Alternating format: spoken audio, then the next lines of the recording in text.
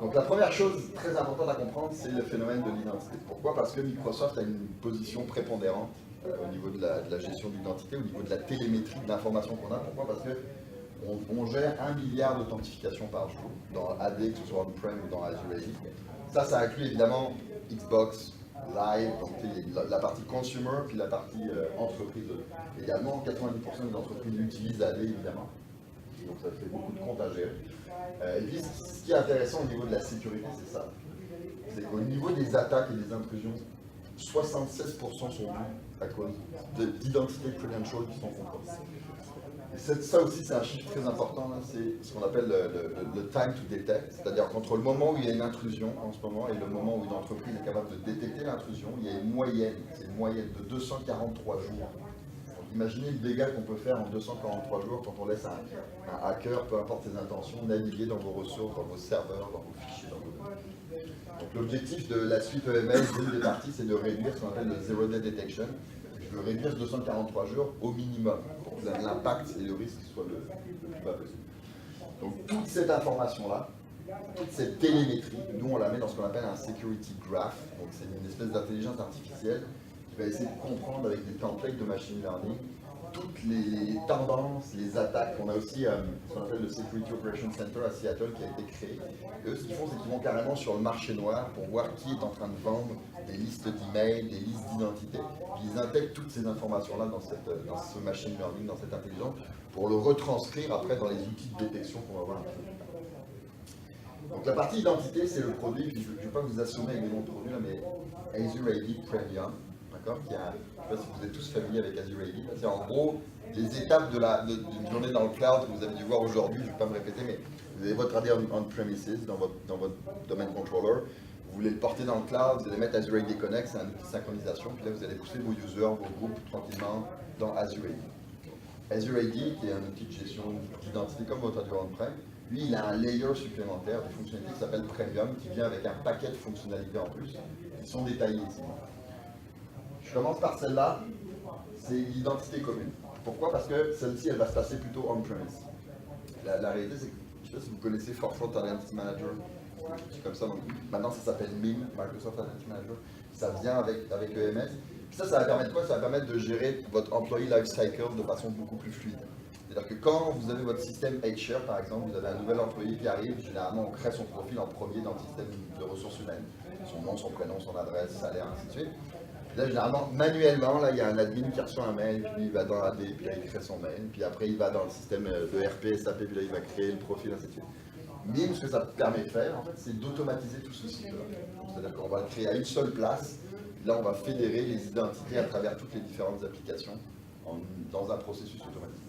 C'est ça l'intérêt de... Si on parle du single sign-on, évidemment, pourquoi? Parce que, je l'ai dit tantôt, on va essayer d'augmenter la productivité des utilisateurs, donc on ne veut pas qu'ils aient à prompter tout le temps leur password. Donc ça, on va essayer de leur offrir une belle expérience. Donc là, Azure AD Premium a une liste d'à peu près en ce moment 2600, puis ça augmente tous les jours, d'applications qui sont fédérées avec Azure AD. Donc ça veut dire qu'à partir d'une seule identité, on va se loguer une seule fois sur notre machine, puis après, en cliquant sur l'ensemble des applications, qu'elles soient third party Office 365 ou on-prem, on va être capable de se loguer sans avoir à s'authentifier. C'est la partie SSO. L'expérience self-service, ça c'est quoi? C'est donner la capacité à l'utilisateur de resetter lui-même son password. Donc là, vous comprenez, puis surtout, je ne sais pas s'il y a des gens de l'éducation, mais là, il y a un ROI instantané. Là, le temps que peut passer des TI à répondre à des téléphones pour resetter un password, on oublie ça. On l'enlève, là, tout ce temps-là, toute cette énergie gâchée, cette non-valeur ajoutée. Là, l'utilisateur, à travers différents questionnaires qu'on va pouvoir configurer au niveau de l'administrateur, au niveau de ce qu'on appelle du MFA, donc Multi-Factor Authentication, on va pouvoir s'assurer que c'est bien lui, puis on va être capable après de faire resetter son password. Donc la fonction de back, et à partir du cloud, d'aller réécrire dans mon domaine contrôleur, dans mon AD on-prem, le password qui vient d'être reseté. C'est AD Premium qui va permettre cette fonctionnalité. Et puis il va pouvoir aussi définir ses critères de multifacteur authentification. C'est-à-dire que, ça je vais y revenir, mais ce que propose AD Premium, c'est de faire du multifactor, c'est-à-dire que vous voulez vous loguer à une application, par exemple, je vais définir une règle que tous les gens qui veulent accéder à une application en dehors de mon périmètre, à partir d'un device, je vais leur demander 2 facteurs pour s'authentifier. Donc leur password d'une part, et après je vais leur demander, par exemple, Ils vont recevoir un appel sur leur téléphone portable, puis ils doivent répondre. Ils vont recevoir un SMS avec un code, comme fait les Facebook de ce monde-là. Ou alors ça va être biométrique, il va devoir mettre son empreinte sur son iPhone pour être capable de se loguer. Je peux mettre 3, 4, 5 facteurs, je peux les définir. Puis dans ce self-service experience, l'utilisateur va lui-même pouvoir mettre son téléphone et tester ce système-là pour qu'il soit en fonction. Et puis il va pouvoir aussi provisionner, déprovisionner éventuellement des applications, accéder à des applications à travers ce portail-là. Et Emma le montrera tantôt. Dans tes communes, on en a parlé. L'accès conditionnel, je vais en parler le slide d'après, donc je vous remets ça. Puis ça, cette application, alors ça c'est super intéressant, ça vient avec un module qu'on appelle Cloud App Discovery. C'est comment je découvre l'ensemble du Shadow IT, c'est-à-dire toutes les applications qui sont utilisées par mes employés, dont je ne suis absolument pas au courant en tant que gestionnaire TI, parce qu'à un moment donné, je ne leur ai pas donné accès à partager un fichier. Donc là, je veux créer un compte Dropbox. On perd complètement le contrôle finalement là, des données corporatives. Donc là, cet outil-là, ce qu'il va faire, c'est avec des agents, il va être capable de nous dresser un listing assez exhaustif de l'ensemble des applications SaaS utilisées par mes utilisateurs, en donnant leur nom, leur IP, puis la volumétrie un petit peu pour qu'on comprenne. Si on se dit qu'il y a peut-être, je sais pas, 200 personnes qui utilisent Dropbox, c'est qu'il y a un problème. Donc déjà, je vais leur fournir quelque chose en plus.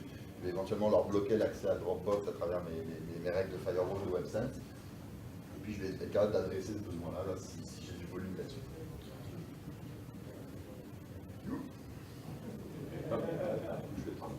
Donc ça, l'accès conditionnel, ça c'est quelque chose qui est très important. C'est comment, quand je veux accéder à l'ensemble de ces ressources-là, qu'elles soient on-premises, que ce soit mes applis SaaS tierce partie, en Dropbox, ServiceNow, SAP, whatever, ou Dropbox même, ou Office 365, je veux donner des règles. C'est-à-dire que je veux qu'il y ait des règles de sécurité en fonction de ces conditions, qui soient basées sur les attributs de mes utilisateurs, leur identité, à quel groupe ils appartiennent, c'est quoi la méthode forte d'authentification, est-ce qu'il y a des multifacteurs, ainsi de suite. Par rapport à leur device, est-ce que leur device il est joint au domaine, est-ce qu'il est compliant, est-ce qu'il n'est pas jailbreaké, est-ce qu'ils ont la bonne version de l'iOS qui m'intéresse, la bonne version d'Android, parce que j'ai dit que c'était pas en bas de 4.4. Au niveau de l'application, je peux mettre des politiques par application. Et puis je peux dire, en fonction si c'est un client riche ou un client mobile. Et puis après, par rapport à sa localisation. Donc là, je peux donner, par exemple, si je veux délimiter si la personne est en dehors de mon périmètre ou dans mon périmètre, je vais donner un IP range là, pour définir ça. Et là-dessus, en fonction du profil du risque aussi, je vais pouvoir prendre action. Soit je vais autoriser l'accès à la ressource, soit je vais pousser, prompter du multifactor, donc pour m'assurer que c'est vraiment la personne qu'elle dit être, ou alors je vais carrément bloquer l'accès. Ça se repose, en fait, toutes ces conditions se reposent sur l'ensemble de tous les produits, c'est pas juste Azure AD Premium dans la suite.